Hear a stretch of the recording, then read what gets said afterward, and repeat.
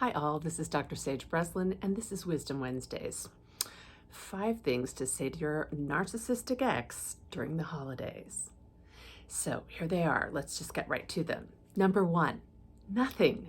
Number 2, nothing. Number 3, nothing. Number 4, nothing. And number 5, nothing. Oh, I wish that we could just let that be the actual 5 things to say to your narcissistic ex during the holidays. But I do understand that sometimes that isn't the case. Honestly, in a perfect world, that would be my best advice and my sage wisdom to you. That when you end a relationship with a narcissistic ex, that you simply walk away, make a firm boundary, and never look back. Because it's the only way we really begin to heal. When we're still in the danger zone, even if it's every so often, we keep our old soul in the vault. Like, that's just how it works. And that means that it can't go back into the driver's seat. We can't reactivate. We can't re-empower. And so then we always are in that sort of subdued, muted, go along to get along kind of state. And that's not personal empowerment. That is not how we live our lives to the fullest. So, what can you say? Why would you communicate? Well, many of us have children or fur children with our narcissistic ex. And so there are conversations that sort of need to be had. And when I say need, take that with a grain of salt, because there comes a time where it's no longer needed. It might, in your mind, make things easier.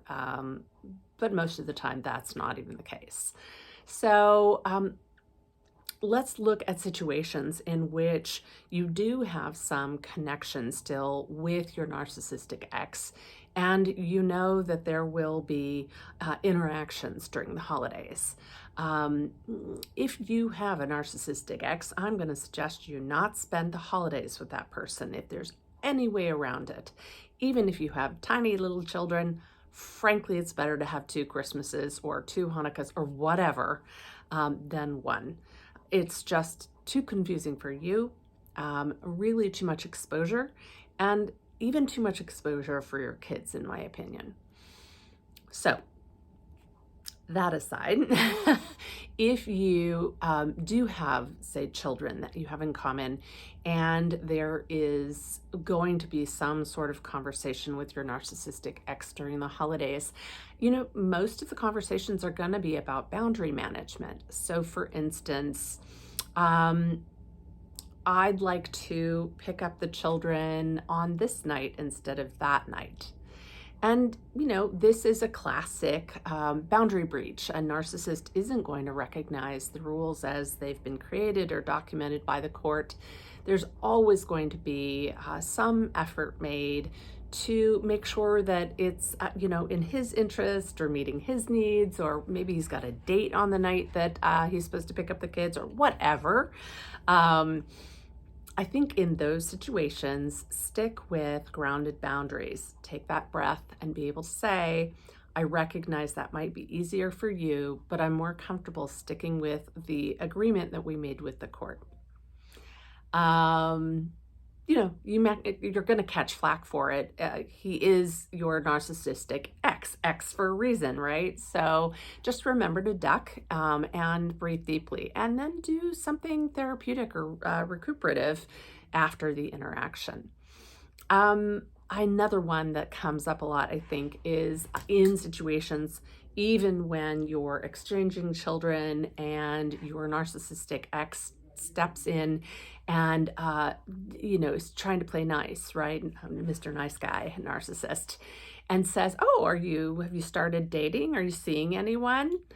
And this is a trick, right? Because if you expose anything, it's going to be probably perceived as a slight, a rejection of the relationship you had prior with that person. And so maybe just sticking again with grounded boundaries, something like, I'm really enjoying seeing my friends more often, and I am really expecting a lovely holiday season with them. Avoid any kind of mention. If there is someone special in your life, that it's just none of your ex's business is what it comes down to. But as you well know, when you make that kind of firm boundary, it's going to be considered a slight, and there will be narcissistic or borderline rage coming back at you. So you could duck real quick, or you could actually just step aside and not make mention. You don't need to prove to your ex that you have moved on. That's actually not a thing. It's really okay for you to just enjoy spending time with your friends. I think another one that comes up pretty often, things like, why don't you just give me another chance? You know, it's the final stages of the pathological love relationship where your narcissistic ex maybe doesn't have somebody in his life, or whatever he had set up has fallen through, and he's rebounding back to you and tries to get back in your good graces, tries to rekindle. And again, that grounded boundary. I have no reason to believe that anything has changed between you and I think probably we're better off just separate. Done.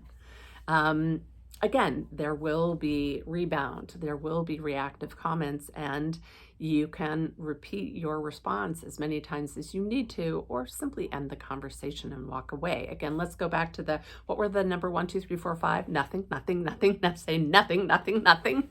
That actually is a thing. Doesn't mean that they won't have, anger, resentment, or frustration with you. It just means that there'll be less exposure. The conversations will be shorter. I think another one that I hear pretty often is, sort of the drunk dial, the narcissistic ex who reaches out during the holiday, maybe having consumed some adult beverages, and begins to rehash the past. And with gaslighting, yay, always a value added feature. And maybe says, if only you would just realize that you're the problem, if you got some counseling, if you upped your medication, you'd have been a better wife, why don't we try again? If you would just accept responsibility and apologize, this can all be done. And to that, again, those grounded boundaries, remember, don't take the bait, and maybe take that deep breath and say, I realize that you and I see our relationship and the end of our relationship and the reason for the end of our relationship very differently. And that's okay. I respect your right to see it however you see it. I see it how I see it. And I think it's just better that we remain separate. Done. Again, I like the number 1 through 5, respond, nothing. Do not respond. But if you get in any of these situations, imagine that you're going to grow yourself like an oak tree, right? That you take that deep breath and you see yourself putting roots all the way down into Mother Earth, down into the magma, and allow that strength of Mother Earth to hold on to you so that you can really be firm in your boundaries. Because when we're in narcissistic or toxic relationships, what happens is we lose ourselves, we lose our groundedness, we lose our realities. And the gaslighting causes us to really need to take on the reality that's being shoved down our throat by our toxic partners. And, we become pushovers, so to speak, right? No roots, no grounding. So when we're finally out of that situation, the best thing we can do is get our roots down so that we can share our truth, our reality. But again, you're never going to have a healthy conversation with somebody who is toxic, especially if they have a personality disorder that will reflect their needs, their desires, never anything about you, narcissism, borderline personality that's not in recovery, sociopathy. Those kinds of diagnoses are just not going to really afford you the kind of healthy relationship you're yearning for. So I wish you the very best of, everything in the holidays. Again, if you are out and about and maybe you don't have kids with this person and they see you, whether you're out with a new partner or whether you're just, out having some holiday cheer, remember 1 through 5, respond with nothing. And if you have to, send your roots down and stay grounded in the reality that you have now. And if anything is still a struggle, please feel free to DM me or reach me through sagebreslin.com. And we have ways to help you get to a more grounded space. Happy holidays, all.